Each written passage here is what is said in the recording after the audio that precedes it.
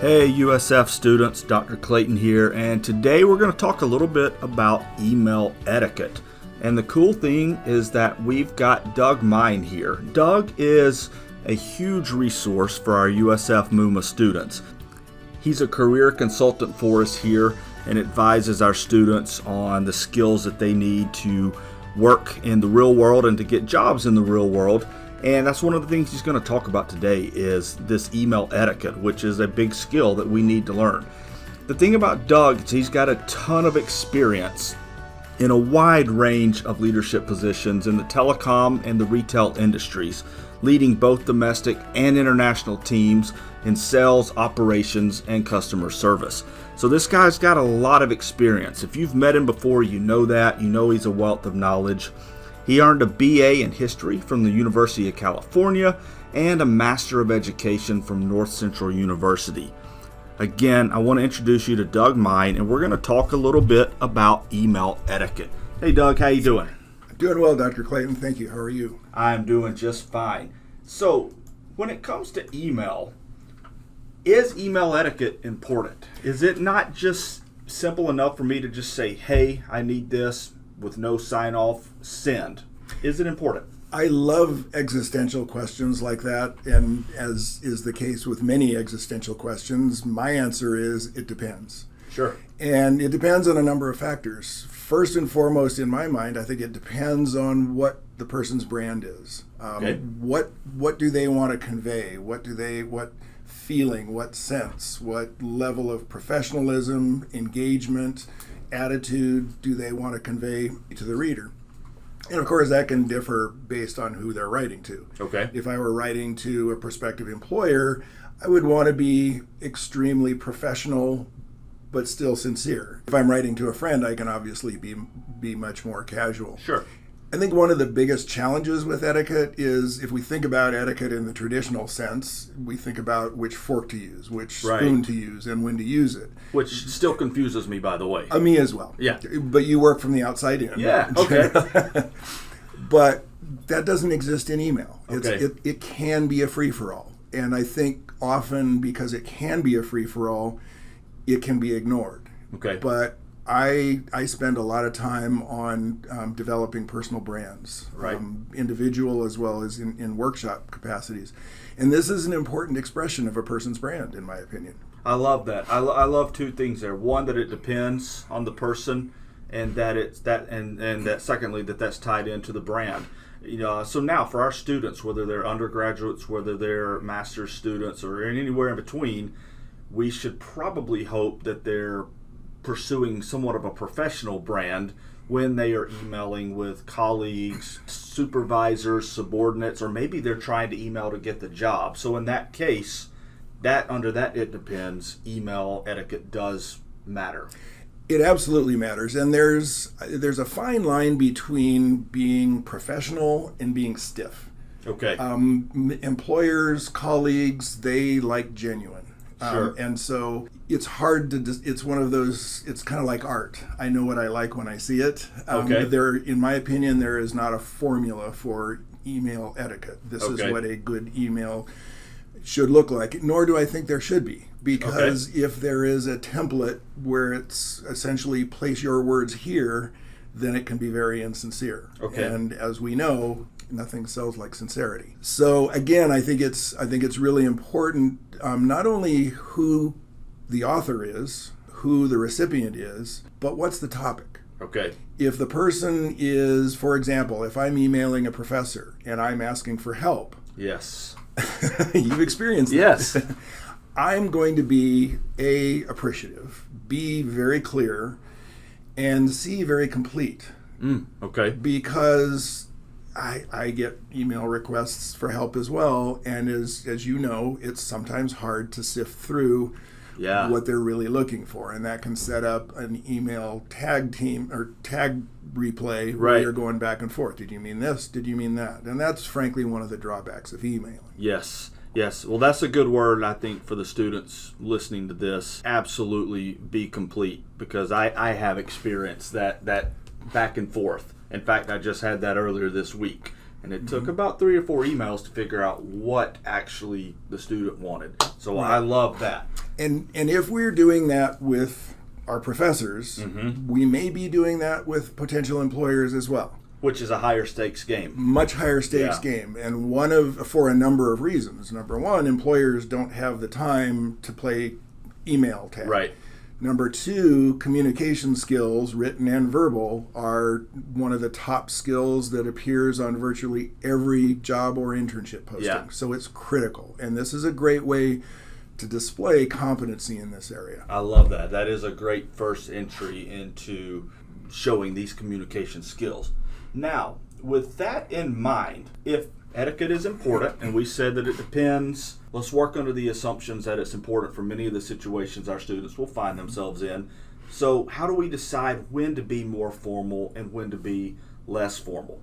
General rule of thumb is initial email should be relatively formal. For example, if I'm a student and I'm sending you an initial email asking you for help, specific information, whatever, I'm going to say, Dear Dr. Clayton, or Good morning, Dr. Clayton. I would avoid the Hey, Dr. Clayton. Yeah. I know hey is very accepted in today's vernacular. That's fine. Sure.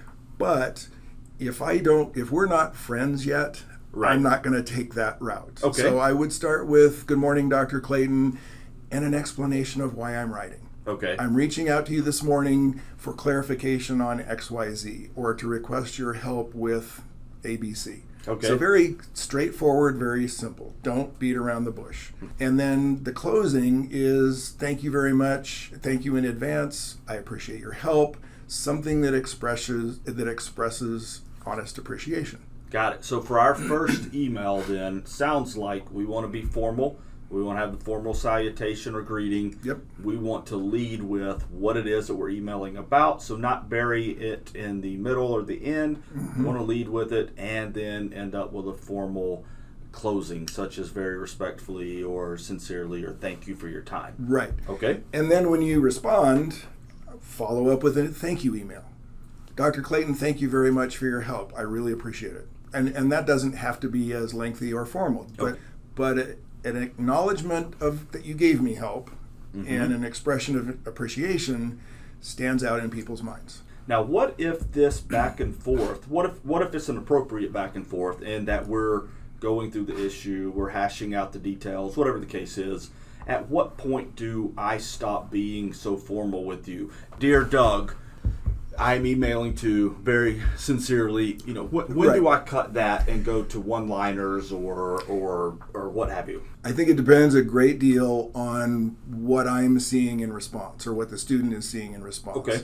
For example, my cues are always, whether it's face-to-face or on the phone or in email, my cues are generated by reading the other person's words and actions. Okay. So if your words are very abrupt, very matter of fact, I'm going to be very reserved. Okay. If you are more connective or more engaging, is a better word, I would read that and say that's a signal to be a little more informal and relaxed. Okay. So I would never be, if I were writing for a request or if I were writing starting out formal, I would never be the first person to take it to an informal level. Okay. So follow the lead then. Follow the lead, okay. Right. But it's kind of like going to an interview, starting a new job. Okay. You always want to dress a little bit nicer, not nicer, but a little more business-like or more formal than your surroundings. Okay. Because you're not in yet. That's a good comparison. I like that. The comparison of email to business dress. Right. I like that. Okay. All right. So we've decided now that we sort of have a template, not a template, right? That's a bad word. So we've got a way to approach when to be formal versus less formal. What if I want to start an email in a polite way, but it's informal? In other words, I don't want to every time, Dear Doug, with some pleasantry or, how do I approach that? So I think, again, honesty always works the best, honesty and sincerity. So I would say something like, Good morning, Dr. Clayton. I really need your help. Or, good morning, Dr. Clayton, I have a quick question for you. So it's less formal than what we talked about earlier, right, but it's still respectful. Okay. I wouldn't ever say, if you're my professor, I would never say, hey, I need your help. It would always, always, always be, good morning, Dr. Clayton, or Dr. Clayton, I would appreciate your help. Got it. In our emails and our everyday behaviors, it's very, very easy to slip out of our professional brands. And that's dangerous. I mean, it's very similar to having party pictures posted on a social media page, for example. Another good comparison. We want to maintain that professionalism in our brand, even through email. And I have noticed, and I can't give you a scientific comparison, but I have noticed that the students that tend to be more proficient with their written communications tend to be more engaged, tend to be overall more accomplished, and tend to have better outcomes with career progression and professional development. Well, I think, you noted that there's not a scientific number behind that, but I think that you're very astute. You've spent a lot of years in the business world. You've spent a lot of time with our students.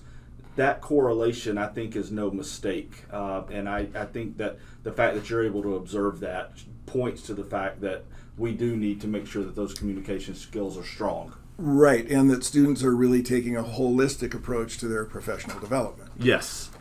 Because you can be at a formal dinner, just using the analogy of dining etiquette, you can be at a formal dinner, everything going perfectly, but if you're slurping your water or using the wrong fork or chewing with your mouth open, that's a killer. And it's the same thing. You can be an extremely accomplished student, extremely bright, but if your communication skills are lacking, again, communication skills are often the number one skill that employers look for. Absolutely. That is, you're exactly right. That's on the top of many lists. Yep. And this email, especially an introductory email, is the first thing that they're going to see about a student, whether it's student to professor or student to someone to hiring manager. That sets the tone right off the bat. Yep, that's a first impression. Excellent. Well, before we wrap up, are there any other thoughts that you have on email etiquette or email in general? Email in general is a great tool. It can be dangerous. It's kind of like texting. And texting is even more extreme. As you know, big danger is losing sight of what the person really means, because the words are something on the order of 7 to 10% of an interaction. Right. The rest being body language and intonation. That nonverbal. Yep. Exactly. You can't get that in an email. So I don't think you can. I think you can overthink it and be too conservative. But again, going for genuine, I don't think you can do that too carefully. Okay. And I would recommend always erring on the side of being a little more businesslike. Okay. I hesitate to use the word formal, a little more professional than the recipient. Okay. It's kind of like when you meet a professor. When I meet a professor for the first time, I mean, as you said, I've been around a long time, but I respect what the work that you've done to earn your title. And I always start out with Dr. Clayton. If you say, call me Russell, if you say, call me Russell, I will. But otherwise, I will always call you Dr. Clayton. And now, let's close on this with that same line of thought. If I am emailing the hiring manager that's listed on the job posting, do I start with Mr. or Miss or Mrs.? I would always start with Dear Mr. or Ms. And then when they respond with Doug or Joe or Susie, then I can come back down to that less formal title. Okay. Exactly. Doug, thank you so much for your time, for sharing your expertise on email and email etiquette. For the students listening, if you have any questions, feel free to reach out to me, rwclayton@usf.edu, and I will also be happy to patch you over to Doug if you have anything specific for him. But again, Doug, thank you for your time today. Thank you very much, and I do hope to engage with your students.